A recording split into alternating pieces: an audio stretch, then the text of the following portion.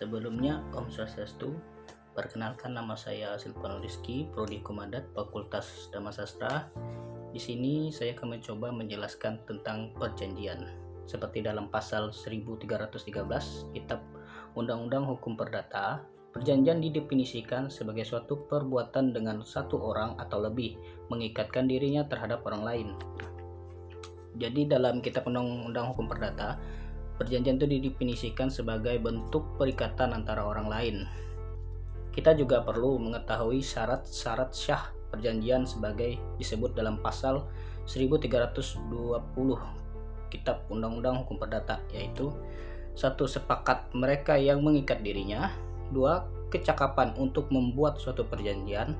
3. Suatu hal yang ditentukan. 4. Sesuatu sebab yang halal. Jadi ada syarat-syarat sah untuk suatu perjanjian, yang dimana adanya kesepakatan dan orang-orang yang melakukan perjanjian itu terbilang cakap hukum, dan adanya hal yang diperjanjikan, kemudian yang diperjanjikan itu adalah sesuatu yang halal atau tidak melanggar suatu aturan. Kitab Undang-Undang Hukum Perdata tidak menyebutkan secara sistematis tentang bentuk perjanjian.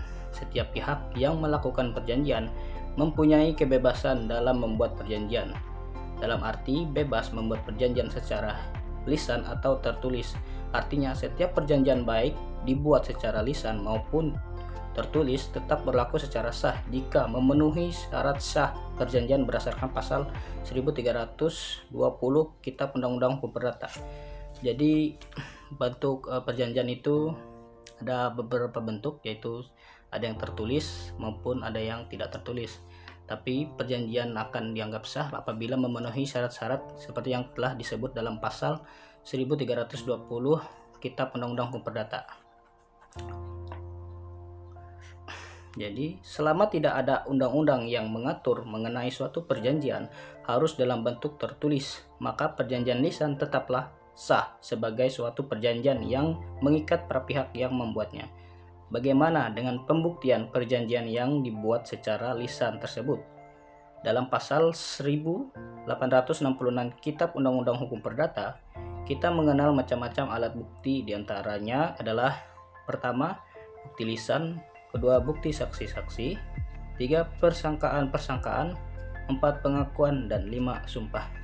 Jadi untuk membuktikan suatu perjanjian yang dibilang terbuat secara lisan itu tercantum dalam pasal 1866 Kitab Undang-Undang Hukum Perdata, yang dimana 1, terdapat bukti tertulis, kemudian adanya saksi-saksi, persangkaan-persangkaan, dan pengakuan, serta adanya sumpah. Jadi segitu untuk penjelasan tentang suatu perjanjian yang dibuat secara lisan ataupun secara tertulis.